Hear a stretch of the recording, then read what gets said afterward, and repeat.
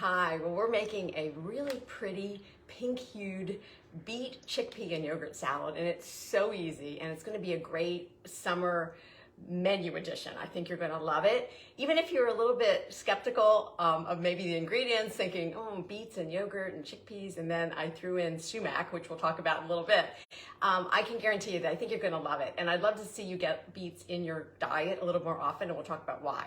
All right, so it's super simple, very few ingredients. As always, we're cooking light, simple, and easy.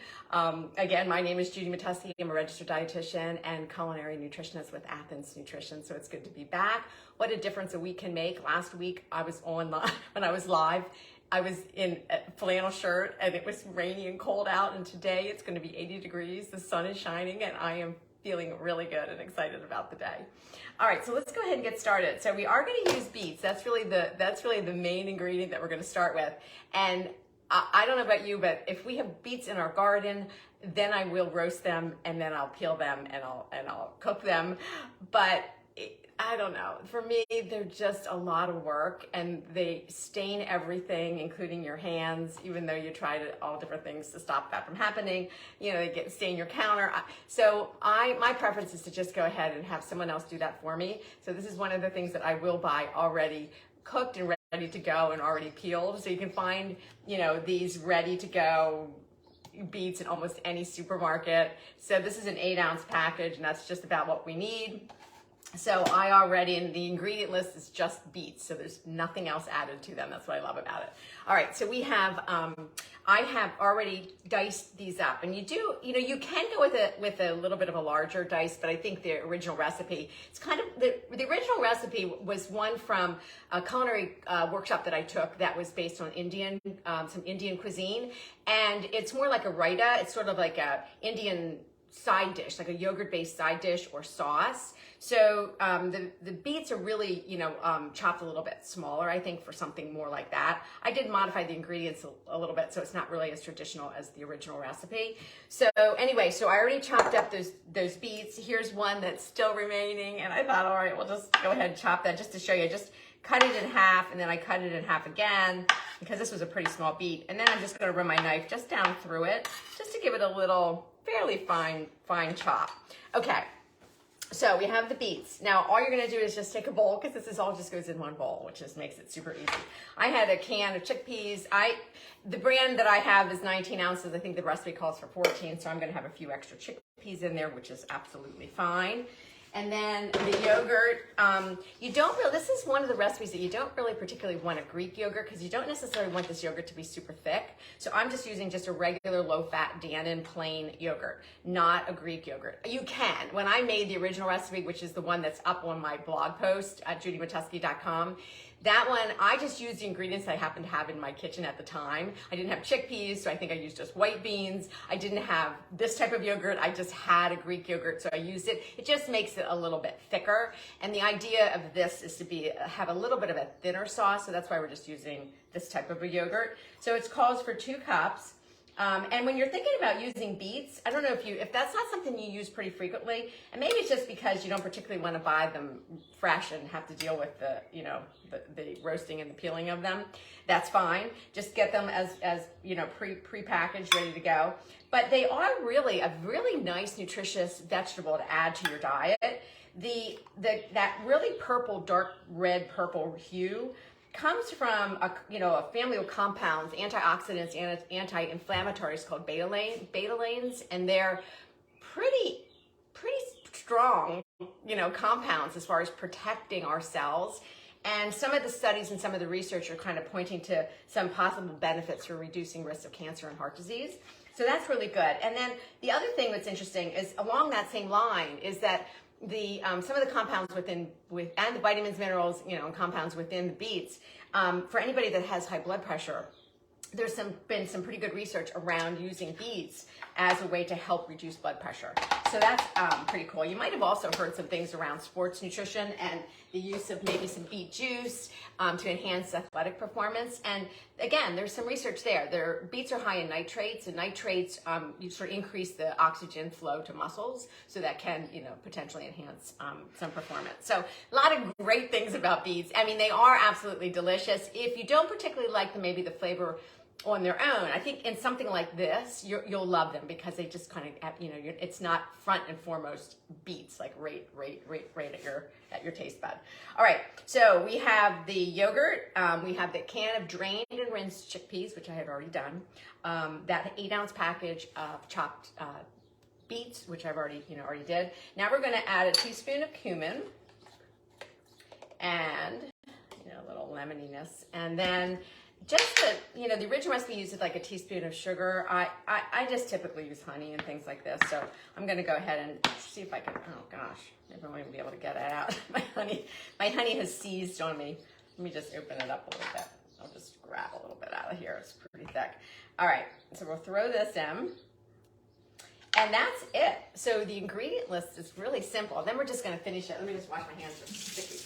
Then we're just going to finish it with a little garnish of like parsley or cilantro. I'm going to use parsley. And then sumac. And we're going to talk about sumac in a minute.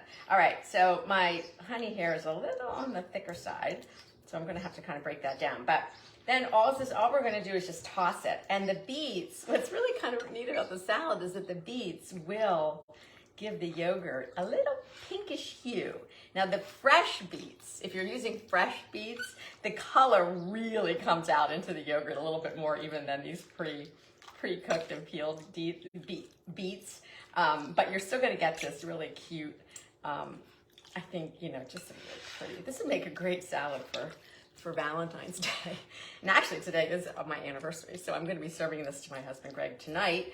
We're going to do a really cool little meze kind of dinner since it's so nice outside. We're going to set up the patio and sit outside, which we have not been able to do pretty much yet at all because the weather's not been that great here in the Northeast.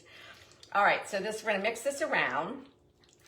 And now just a little, I forgot to bring my salt and pepper over, but just a little salt and pepper with it. And then you can do this to taste. Maybe half a teaspoon of salt and then a few grinds of pepper. And then you'll just want to taste it. Then the finishing it, to give it, and I'll get a little plate to put this on. We're going to finish it with just this little sprinkle of parsley on the top, like I said, or cilantro. Or you could do,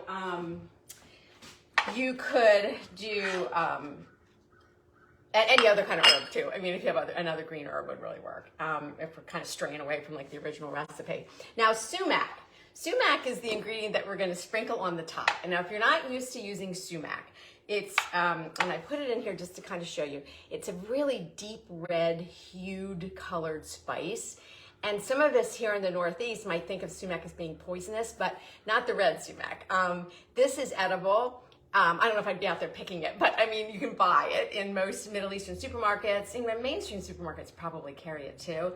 But it smells, it has a dry acidity. It's almost like dried lemon juice is basically what that flavor. It's a little earthy, and it has a little smokiness to it, but not real smoky because I don't particularly like smoky spices.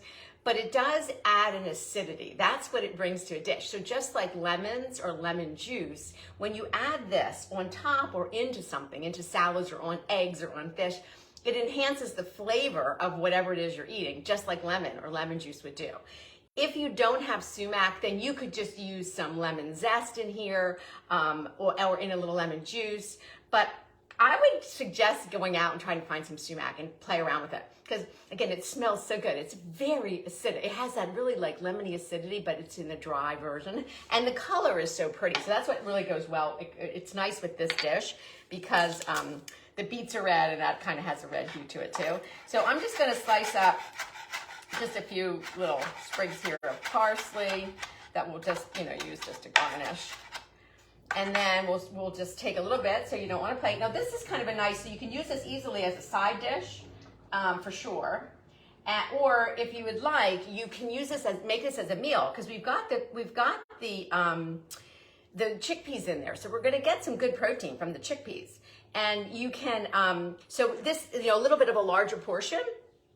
And you'll have a meal. So like I would serve this maybe with a side of, maybe some whole wheat naan or whole wheat roti or even pita bread for that matter would be great. And then I think the original recipe as it was presented, they suggested serving it with a quick little side of like a pickled red onion or pickled red onion and cucumber side salad. I think that would be delicious with this. So just, again, as a little side, as part of a roasted chicken, or you're doing some grilled chicken or fish, this would be great. Or as its own meal, this would make a great lunch. You might just want to add, a few extra things to it. So give it a try, and especially if you've not, the two ingredients here, if you're not used to using beets, then this would be a nice little way to try them. And also, if you're not familiar with sumac, then, maybe try to see if you can find some and then start playing around with it, because you're going to find that you're going to end up using it on a lot of things. I've been keeping this just over here and with all of my seasonings that I use really regularly, just so I have it front and center so that I'm using it. When I think about it, I'm like, oh, that sumac would probably be great on this. Very traditional in a lot of Middle Eastern cuisines. That's where you tend to see it the most often, used pretty often. All right, so I hope you give this a try, and as always, let me know if you do. I appreciate a lot of you giving me some comments and some feedback when you're making the recipes, and I really love hearing from you. So continue that, and I will be back again next week. And in the meantime, remember to be in your kitchen cooking, because it is a powerful health behavior. One of the best things you can do to really improve your health. So happy cooking, and I will see you next week. Bye-bye.